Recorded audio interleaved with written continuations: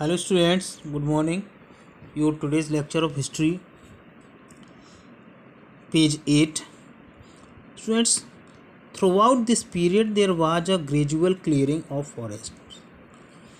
इस समय में जंगलों का बड़े पैमाने पर सफाया हुआ काटा गया जिससे कि खेती की जा सके बड़े एरिया में. A change faster and more complete in some areas than in others change in their habitat forced many forest dwellers to migrate. जब ये हुआ तेज़ी से जंगलों को काटा गया तब बहुत सारे जंगल में रहने वाले लोगों को अपने जो उनका मूल निवास स्थान वहाँ से दूर हटने के लिए मजबूर होना पड़ा. Others started tilling the land. कुछ लोगों ने खेती करना शुरू कर दिया और किसान बन गए. The new peasants groups gradually began to be influenced by regional markets. और इनमें जो किसान बने वो कुछ लोग आसपास के जो मार्केट थे बाजार थे उनसे प्रभावित हुए.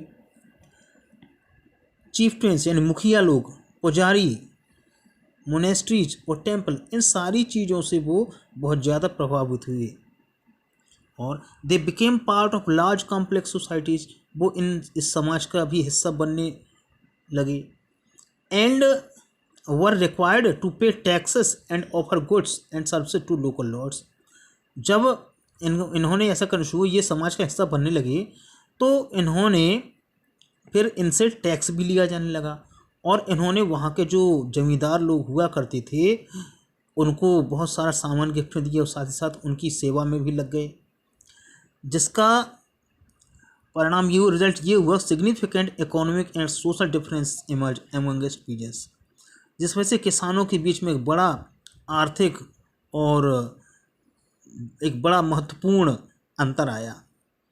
सम पजेस्ड मोर प्रोडक्टिव. किसी किसी के पास ऐसी ज़मीन थी जो बहुत ज़्यादा उपजाऊ थी. Others also kept cattle. कुछ के पास बहुत सारे जानवर हुआ करते थे. And some combined artisanal work. कुछ हैंडीक्राफ्ट्स बनाया करते थे और साथ साथ खेती भी किया करते थे समय आने पर. As society become more differentiated.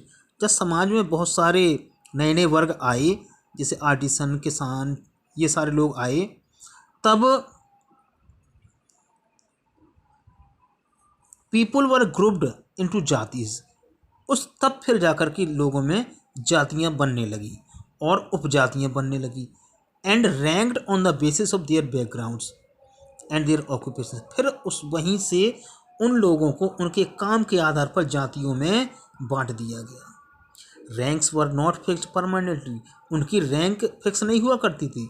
And varied according to the power. उनकी ताकत, उनके प्रभाव और उनके रिसोर्सेज के आधार पर जो जाति में उनका कंट्रोल था, अपने तरह के लोगों पर कंट्रोल था, उसके आधार पर लोगों को ऊंचा और नीचा बताया जाने लगा. The status of the same जाति कुड वारी फ्रॉम एरिया टू एरिया. और इसके अलावा जाति के स्टेटस भी अलग अलग एरिया में लोगों का अलग अलग हुआ करता था. जातिज फ्रेम्ड देयर ऑन रूल्स. ये जातियाँ अपने खुद के रूल्स और रेगुलेशन, नियम कानून बनाया करती थीं जिससे कि दूसरे सदस्यों को कंट्रोल किया जा सके.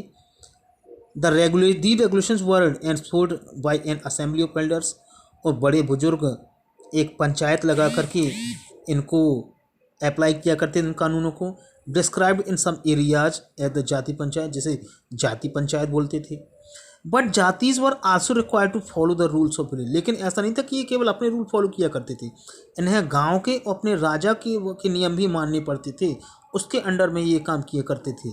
Several villages were governed by a chieftain. बहुत सारे गाँवों का एक मुखिया हुआ करता था. Together they were only one small unit of state. यानी कि एक तरह से कुल मिलाकर कहा जाए तो वो राज्य की एक छोटी इकाई हुआ करते थे ये गाँव.